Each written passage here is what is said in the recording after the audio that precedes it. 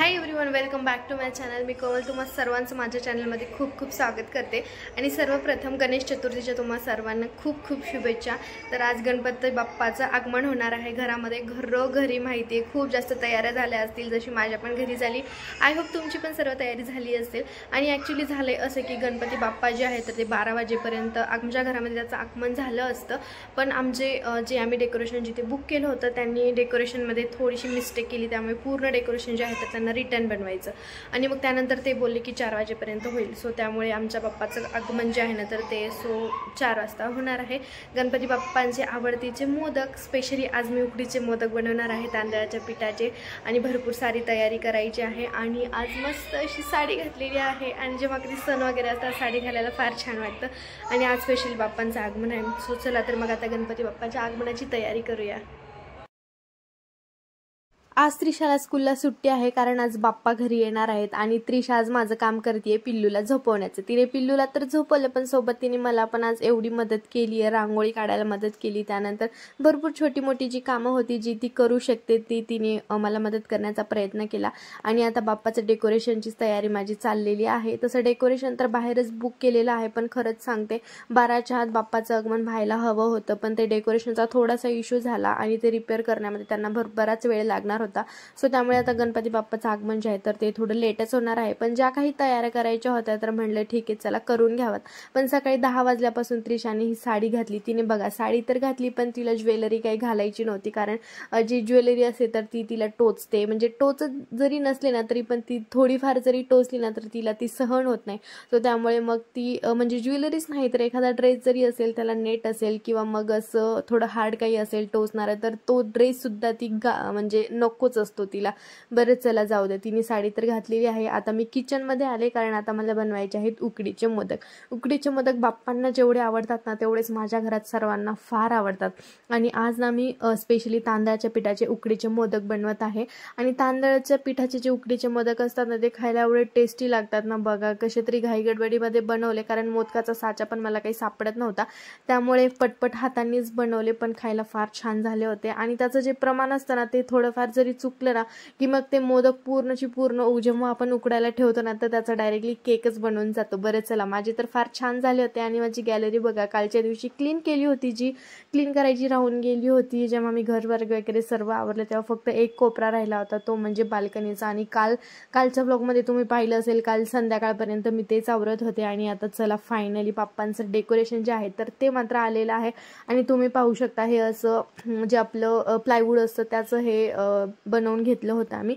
तसं तर दरवर्षी डेकोरेशन घरीच बनवतो, पण पिल्लू जे आहे ना तर ते डेकोरेशन त्याने राहू दिलं नसतं, कारण आमचं जे डेकोरेशनचं सामान आहे त्यामध्ये भरपूर साऱ्या छोट्या मोठ्या वस्तू आहेत ज्या की जॉईन करून त्याचं डेकोरेशन बनवावं लागतं। आणि फ्लॉवर्स आहेत भरपूर सारे, ते पिल्लूने इझिली काढले असते, कारण आता तुम्ही माझे ब्लॉग बघता ते तर तुम्हाला माहीतच असेल की पिल्लू किती म्हणजे खट्ट्याळ मुलगा आहे, तो कोणतीच गोष्ट व्यवस्थित प्रॉपरशी राहू देत नाही। सो त्यामुळे फक्त असं जे डेकोरेशन आहे तर ते बनवून घेतलं, आणि सगळं काही प्लायवूड आणि प्लास्टरचं बनवून घेतलं होतं, त्यामुळे काही ओढायची वगैरे काही तर भीतीच नव्हती। आणि फायनली आता डेकोरेशन आलंय, तर आता त्रिशाचे पप्पा गेलेले आहेत बाप्पांना आणण्यासाठी। आणि एवढे सर्वजण आम्ही आतुरतेने वाट बघतोय गणपती बाप्पाची सकाळपासून, की गणपती बाप्पा कधी एकदा घरात येतील आणि कधी घरचं वातावरण जे आहे ते एकदम मंगलमय होऊन जाईल। जरासाच वेळ होता, पण असं वाटत होतं की आता येतील, मग येतील, केव्हा येतील, सारखी मनात उत्सुकता होती। कारण जेव्हा गणपती बाप्पा घरामध्ये येतात ना वातावरण खूप छान, फार आनंदी आणि प्रसन्न असं असतं। आणि गणपती बाप्पा म्हणलं की म्हणजे त्याच्यामध्ये जे माझे मिस्टरांचे म्हणजे त्रिशाच्या पप्पांचे जे इमोशन्स जोडले आहेत ना गणपती बाप्पांसोबत, की म्हणजे खूपच जास्त। गणपती बाप्पाच्या 8 दिवसांपासूनच त्यांची तयारी असते की आपण असं करूयात, आपण तसं करूयात, आपण डेकोरेशन असं करूयात, कारण दरवर्षी आमचं डेकोरेशन जे असतं ना ते सगळं वेगवेगळं असतं। आणि हे सगळं काही त्रिशाच्या पप्पांवर डिपेंड असतं की त्यांना जे वाटतं ना आम्ही तेच करतो। तर म्हणजे त्यामुळे त्यांना गणपती हा सण ना फार फार आवडतो, जसं की आमच्या घरी दिवाळीच असते। आणि बाप्पाचं जे आगमन असतं ना तर ते एकदम जल्लोषामध्ये होणार आहे, ते तुम्हाला पुढे समजेलच।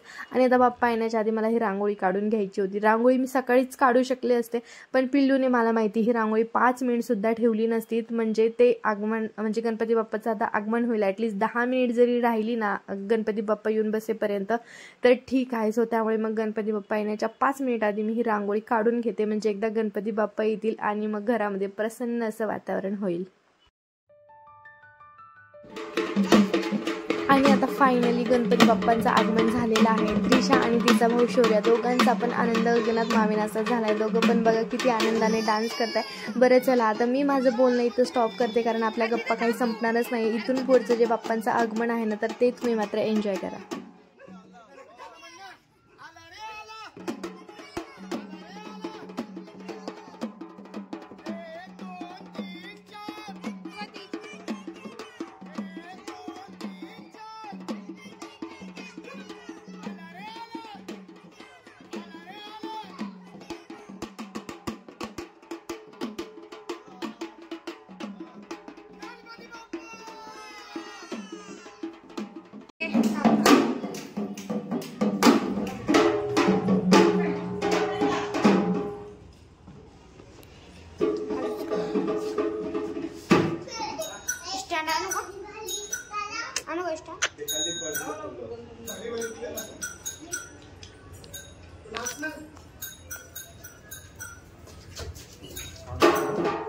निखिल कडे काढायचं ते निखिल काढ निखिल काढ.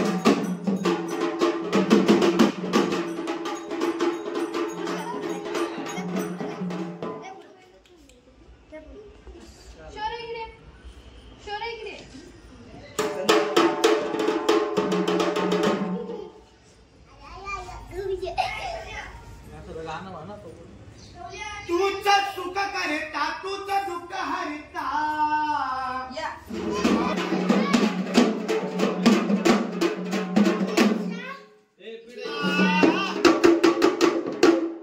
गौरी गणपतीच्या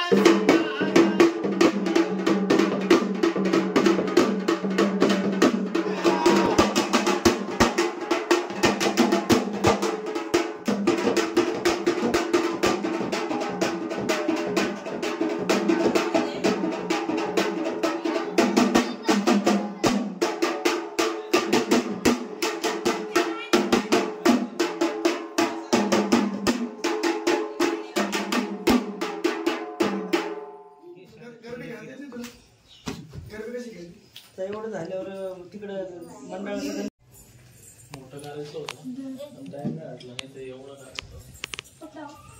घे बाई ते तूप आहे का त्याच्यात? नाही वाटी पण चेंज करा. आई पण तयार झाली.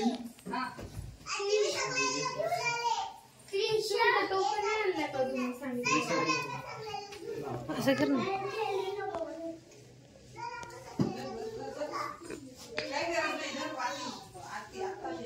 तुंड